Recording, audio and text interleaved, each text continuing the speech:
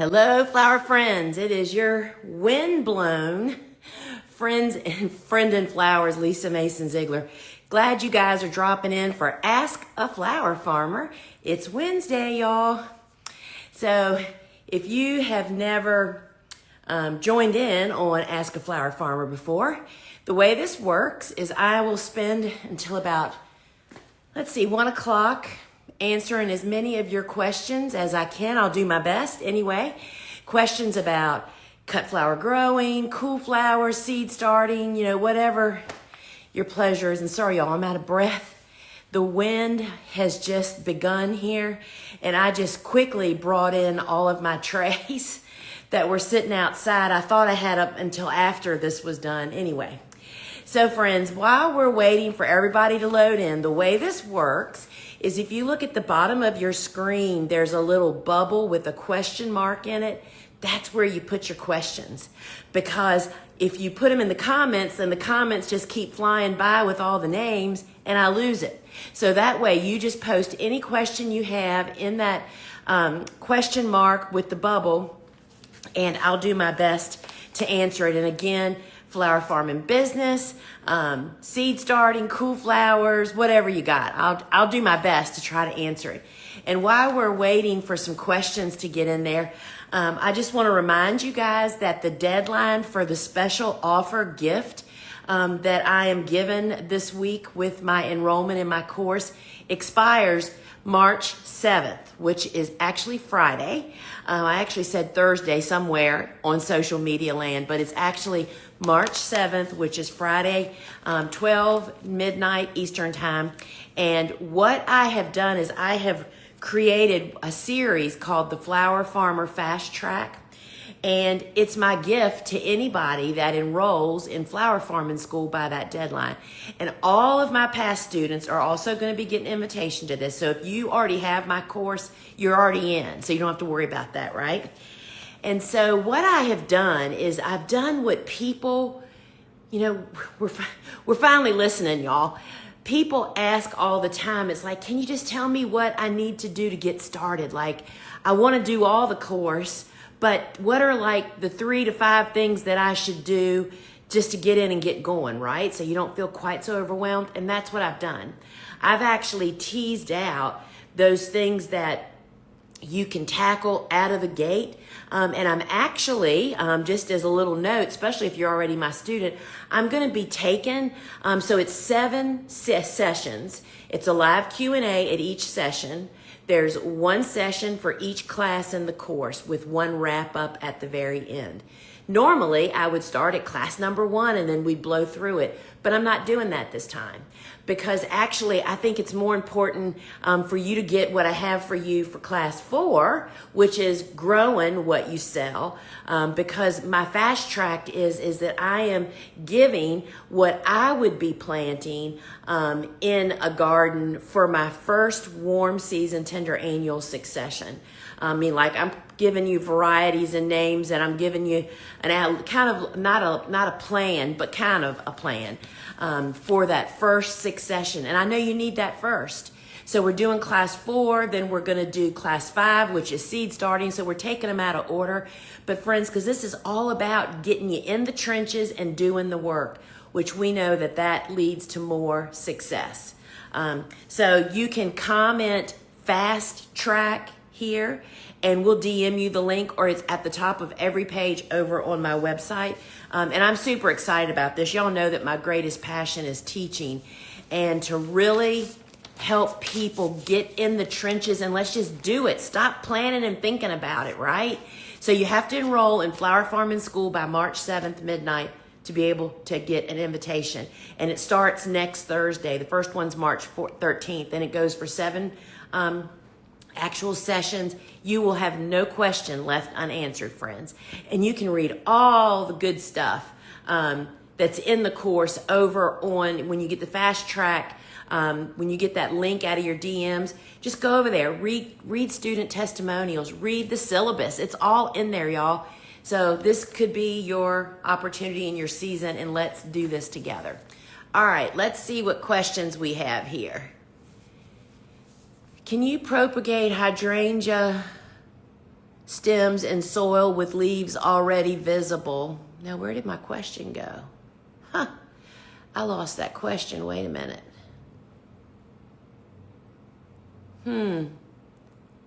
That question just disappeared. So I'm just gonna, I've already got a next one up, but I'm gonna answer that. I didn't get to read all your question. I don't know where it went. It is not even in the van, not the ones I've already answered. You can, the best time to actually propagate hydrangeas, in my experience, based on watching my mother-in-law do it for like 25 years, she would literally just take a knife and scuff a stem, right? Get the bark off of it, and then bend the limb down, put a little rooting hormone on it to actually make it root faster, bend it down, touch it to the ground, and put a brick on it and leave it. And then at the end of the summer, you'll have a root cutting. So I don't know if that was your question or not, but that's what she did. All right. I planted my bunny tails with my cool flowers in accident. Should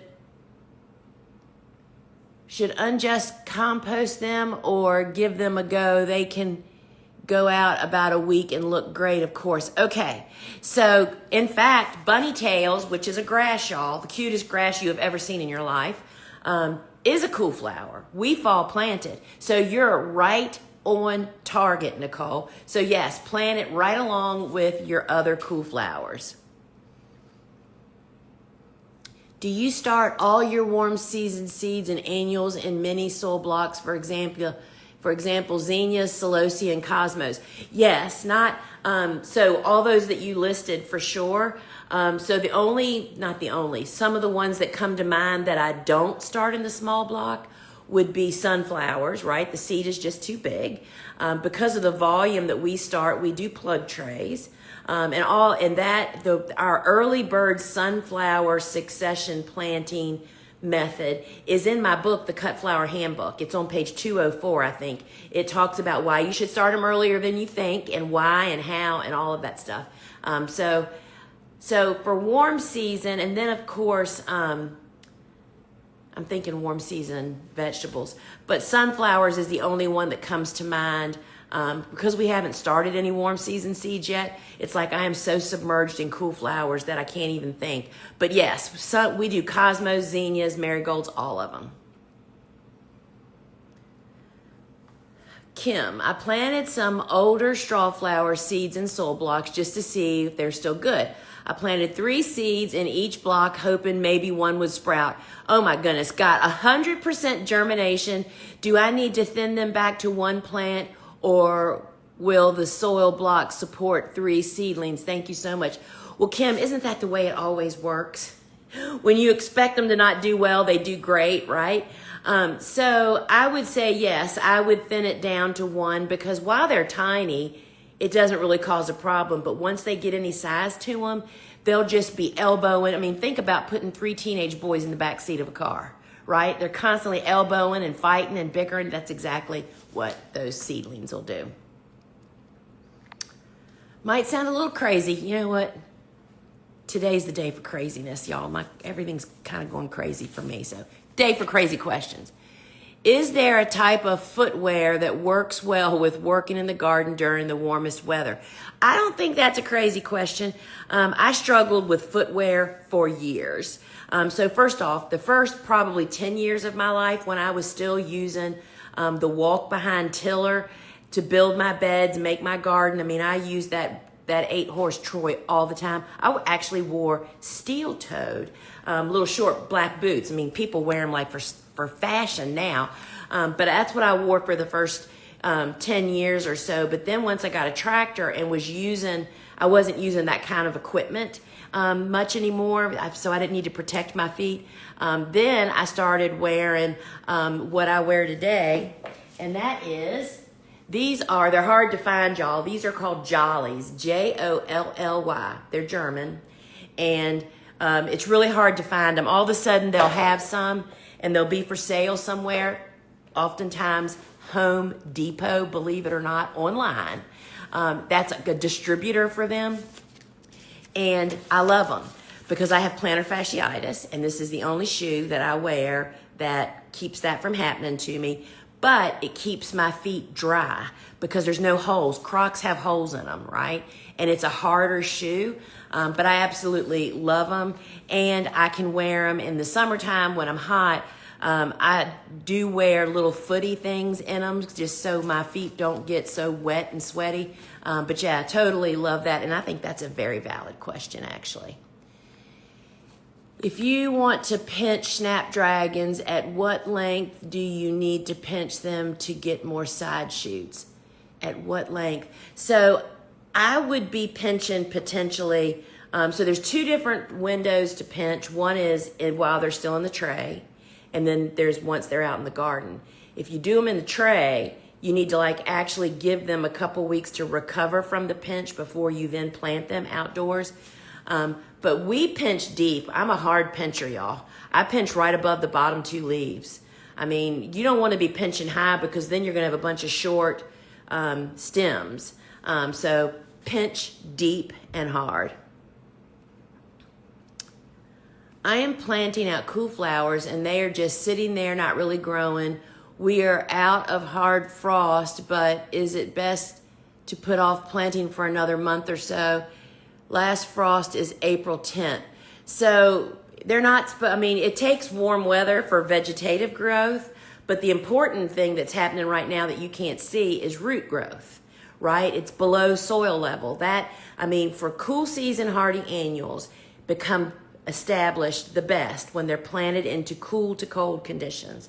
And that's what this planting window is. So, I mean, I say you hold the hard line and plant by the 6 to 8 weeks before your last spring frost is the best window of opportunity. And sometimes stuff goes wrong, but in general, it's the roots that are getting busy that you can't see. It's not top. I mean, none of ours are growing on the top. They look exactly like they did when we planted them, right? But it's the bottom, it's below ground that's really the significant part. What is the machine I see? What is the machine I see you use on IG Reels to till your garden? So I have two types of tillers. I have a walk behind 8-horse Troy built, which is 30 years old, the best kind. You can't even buy them that anymore. And then I have a tiller on my tractor. So I don't know what else that would be. So sorry if you have more details on that. But it would be a walk behind or a tiller on my tractor. Is there a place to buy bulk tulips? Yeah, once you're set up as a business, there's lots of wholesale houses that you can purchase tulip bulbs from. And so, yeah, that's part of setting up your business. And, you know, y'all, that's a really big eye-opener. That's one of the things, you know, in the first week of flower farming school in the course, that's not how Fast Tract's going, but in the course is getting your business all set up and learning about that once you get legal as a business, it opens a door to you to wholesale opportunities, and that's a really big piece of it. In preparing for new plantings, do I really need to fully remove all the old mulch? So I'm not sure what if you're talking about a permanent bed, meaning you're not tilling it. First off, you should always add. We add at every, funny enough, I was just preparing the master class for the Flower Farmer Club this morning. That's my membership. And it's all about preparing beds is what the class is on that's coming out in March. And one of the things that you need to remember is that the building your soil health is for the journey of your garden. It's not a one-time thing. So every time you plant, you're adding small amounts of organic matter, whether that's compost or leaf mold or whatever, and dry organic fertilizer because you're wringing the life out of your garden. And you can't do that with mulch on top of your bed. You don't want to incorporate chunks or full leaves or any unfinished product like chunks of bark or pine needles or leaves. You don't want to incorporate that into your soil. That's a mulch product because if you do incorporate it, it ties your soil up. Your soil is going to start to try to digest that whole product if you put it down in the soil. And when it gets busy trying to digest it, guess what it's not doing? Taking care of your plant. So yes, I would rake the mulch off, put my fertilizer and my organic matter down, and you can either put your mulch back on top of that or whatever. But yes, I believe you that would be my step.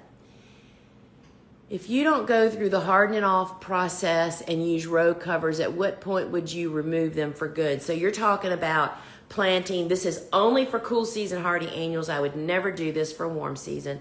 Planting your unhardened off seedlings out in the garden and then immediately hooping and row covering them. Hooping is really important when you're doing hardening off. And so, I mean, once they're hardened off, and if the cold is past, like we always cover our very early spring plantings, at least for a couple, 3 weeks, until it's not deep diving, going below freezing much anyway. So once they're established and the weather is just not tough, and most importantly for us, it's the wind. The wind is what row cover really helps with. And if you need hoops or row covers or the weight bags, you can find all of that on our online store. You can comment shop here, SHOP, and I'll DM you a link to our store, or you can just go to the Gardener's Workshop.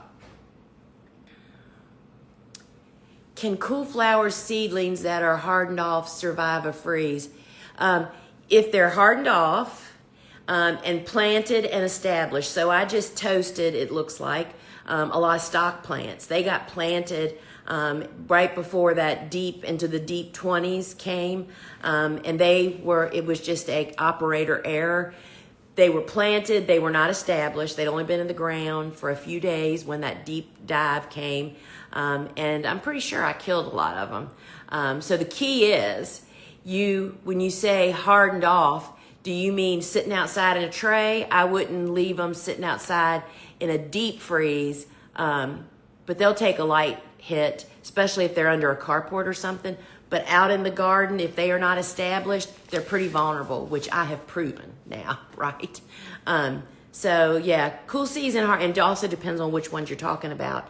Our straw flowers were planted the same day as the stock. Straw flowers in the same bed totally look great. The stock just looks terrible. So you live and learn, right? And if you'd have asked me, I would have thought stock was more hardy than straw flowers were, but doesn't always go that way. What temperature do you cover your newly planted seedlings? So if you're asking about newly planted cool flowers outside in the garden, we cover all of them. But again, it's not so much for the cold as it is the wind. The wind whipping kills and dehydrates and stresses that leads to disease and problems in more seedlings than the actual cold does. So we row cover, and again, hoop and row cover. If you don't hoop when there's a lot of wind, like spring is famous for, it directly beats your seedlings up, right? And so the hoop just really creates a nice environment under there and just really enhances the growing environment. What about leaves that have been mulched or chopped up small through a leaf vacuum? So I think you're asking me about leaving it. Again, you just don't want to, and you do not want to incorporate leaf matter. Now, if leaves have been composted into leaf mold, that's fine, but that's broken down. That means it's like crumbly soil, not chunks of leaves. Even tiny chunks of leaves are going to tie up your soil if you incorporate it into the soil. I mean, the plan would be you just rake the top, put your stuff down, put the mulch back, and then plant, So, sorry, hit the wrong button. I covered my newly planted cool flower seedlings because lows were 20 to 30s and it has been really windy. But the highs are up to 60s. Would you uncover or keep them covered with that amount of daytime warmth? So I would be inclined, if it's windy, I'd leave them covered, because first off, they need that wind protection. But when it's windy like that, the heat does not build up underneath there quite as much as it does when it's super still. Think about that. When it's still outside, the sun is shining, and at 60 degrees, it gets pretty hot under there quick. But if the wind is whipping, I'd probably be inclined. And it also depends on what they're mulched with. If it's, not film that's black, for sure I'd leave them covered. If it was black filmed and the seedlings are small and vulnerable, you know, I might vent the tunnel on one side, you know. So many scenarios, y'all. Oh, I just waved to somebody. Great, thanks for joining. Is it too late in Zone 7 to start another round of cool season annuals? So first off, your zone only tells you what will survive winter where you are. Has nothing to do with when you actually plant. It's your frost dates. And I would guess that your frost date is kind of similar to mine, probably in April sometime.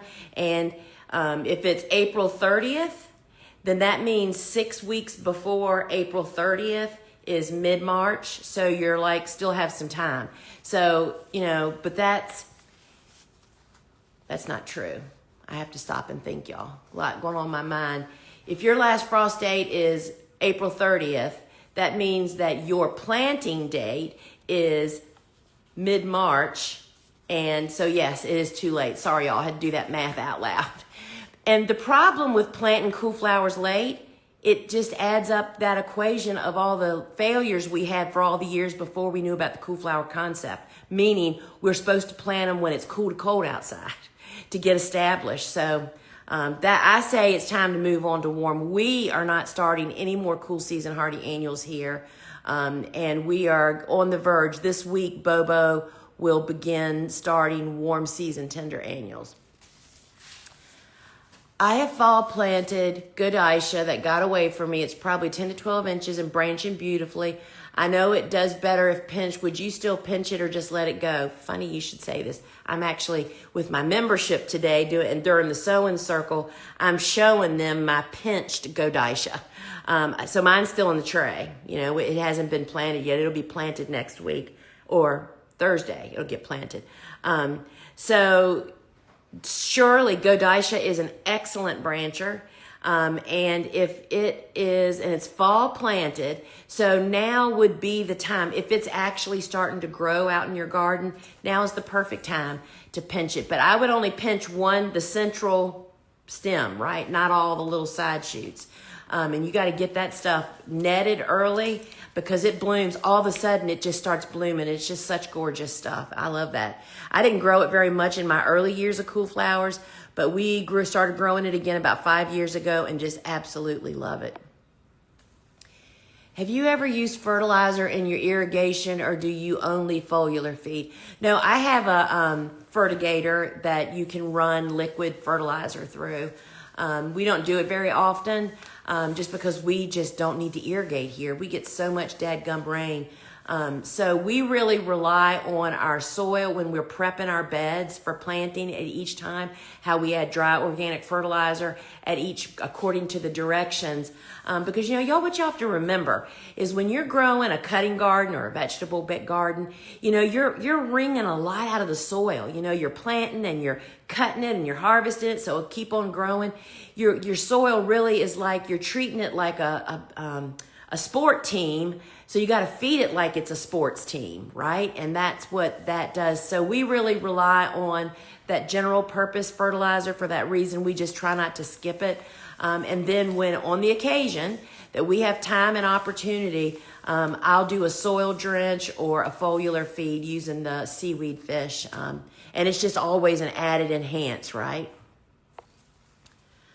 I'm finally successful starting delphiniums. How closely can I put them in a grow box? And can you take a little shade? So delphiniums, I've never grown that particular Clevedon. I don't know what that delphinium is. Delphiniums, I don't know where you are, but delphiniums, if you live in, you know, zone 6, 5, and 4 are definitely perennials. But down here in the South, we grow them as hardy annuals because our summers are so hard on them. But they get pretty big. I don't know how big that variety is that you are talking about. But in a grow box, I would not plant them in anything that is less than 12 inches deep, for sure. You just won't have much success with them. But I would say 12, if you're growing them as a hardy annual, probably 9 inches apart, but if you're growing them as a perennial, if they'll perennialize where you are, probably 12 inches apart. But I would not think that in a grow box would not be the best place, I would think, to put delphiniums unless it is really big.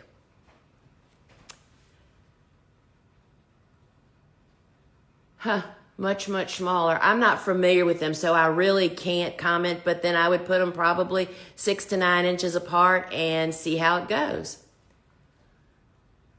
So they're not a cutting, or I see. Okay. Are there any best flowers to grow vertically from small container strawberry pots to PVC tubes or higher? Are there any best flowers to grow? If you're talking about for cut flowers, which is, kind of what we talk about, sweet peas, those are some that can definitely be grown up, but it's too late for most of us to plant those. But for small containers, I am just not a fan of small containers outdoors. We're in the South. You can't keep them hydrated. You just need a larger mass of soil. But that's what I would probably gravitate to, larger containers. And in the summer, I'm just trying to think. There's not really any, we grow gourds, the little mini gourds out there on that. And then the Love and a Puff, both of those are vines that we use as floral floral ornamentals, I guess is the word I'm looking for. April, top 5 flowers to grow first year as a flower farmer. April, that totally depends on where you are, who your target is, what are you selling to. But in all of my books, Vegetables Love Flowers and the Cut Flower Handbook lists all the annuals that we grow. You can actually just go to our website, and all of our seeds that are in the shop are the same ones that I grow from. We primarily only grow annuals. And so, the top 10, of course, are always single stem sunflowers grown small. Zinnias, coxcombs, celosia plumes, basil, ageratum. So there's several workhorses that we just grow over and over and over again in all different colors, and they're incredibly profitable and also easy to grow. How many weeks do Lisanthus usually take in soil blocks? Oh my gosh. So it doesn't matter if they're in soil blocks or in a plug tray. 12 to 16 weeks. And that's in a perfect growing environment, which most of us do not have. They are very temperature sensitive for their air temperature. And so they're incredibly slow. That's why let me just show you.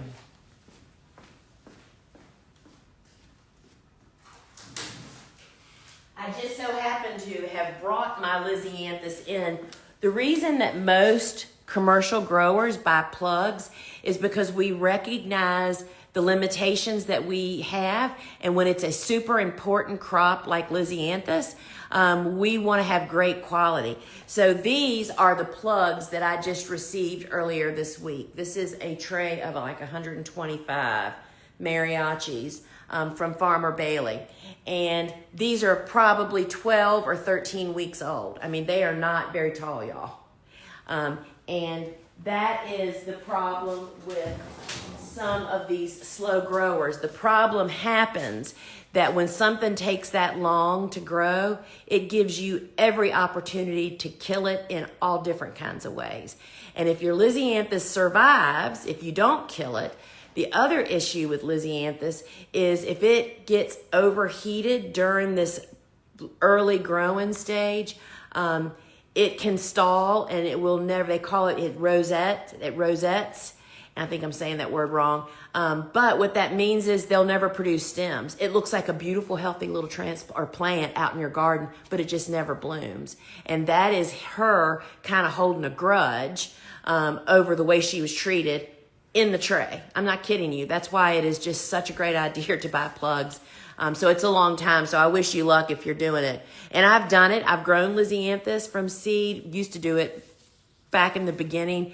I never had a good stand of plants. I never had as many as I needed. And it's so much more economical for us to buy plugs. So friends, that is going to wrap it up for today. And so remember that if you're interested in getting my free gift, the Fast Tract, the Flower Farmer Fast Tract series is my gift for folks that enroll in Flower Farming School this week. That offer ends on midnight, March 7th. And if you want to learn more about it, just comment Fast Tract here and I'll DM you the link. But you can always find it over at thegardenersworkshop.com. It's at the top of every page. You can go in there and read all about Flower Farming School. If you're not familiar, it's a big class. You have lifetime unlimited access. The syllabus, which is the outline of the course, is over there on the web page, as well as student testimonials, and would love to have you join us. And particularly for this Fast Tract, get down and dirty. Let's just get in there and do it, y'all. So hopefully I will see you inside Flower Farming School before long. And remember, this Friday, don't forget to join me inside the shopping app for our live shopping show on Friday, of which I don't even know what the theme is this week. I think it's warm season. I'm not sure. Oh, no. No, we did that last week. You'll have to wait and check it out. But join me inside the app for our shopping show that happens 12 noon Eastern time on Fridays inside the app. And you know, I give away something great every week. It's usually a $25 store credit. You don't want to miss that. All right, friends, till we meet again. Ciao.